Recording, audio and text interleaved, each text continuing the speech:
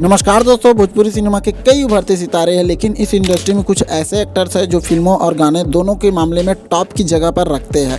इन सितारों में पवन सिंह और खेसारी लाल यादव का नाम शामिल है। हालांकि दोनों ही टॉप एक्टर्स में शामिल है, इसी वजह से दोनों फिल्मों और गानों को लेकर एक दूसरे के आमने सामने रहते हैं। लेकिन 11 साल पहले आई फिल्म में पहली बार और आखिरी बार दोनों ने साथ काम किया था। पवन सिंह और खेसारी लाल यादव दोनों ही भोजपुरी सिनेमा के बहुत बड़े सितारे हैं। यहाँ तक कि दोनों की एक्टिंग के साथ बतौर सिंगर भी काफ़ी लोगों के दिलों में जगह बना चुके हैं। अपने गानों के जरिए दोनों स्टार्स ने भोजपुरी सिनेमा में ही नहीं बल्कि बॉलीवुड में भी अपना जलवा बिखेरा है। फिल्म करियर की बात करें तो दोनों एक्टर्स की शुरुआत में काफ़ी अंतर है। जहां पवन सिंह ने साल 2004 में अपना करियर शुरुआत किया था, वहीं खेसारी लाल ने 2012 में अपने करियर की शुरुआत की थी।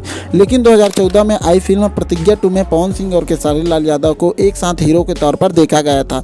दोनों ने एक दूसरे की भाई की भूमिका निभाई थी। इस फिल्म को सुशील कुमार उपाध्याय ने डायरेक्ट किया था, वहीं संजय यादव, हर्ष तिवारी और अभिषेक तिवारी ने इस फिल्म को प्रोड्यूस किया था। फिल्म को लोगों ने काफ़ी पसंद किया था। हालांकि इस फिल्म के बाद से पवन सिंह और खेसारी लाल को किसी भी फिल्म में साथ नहीं देखा गया था।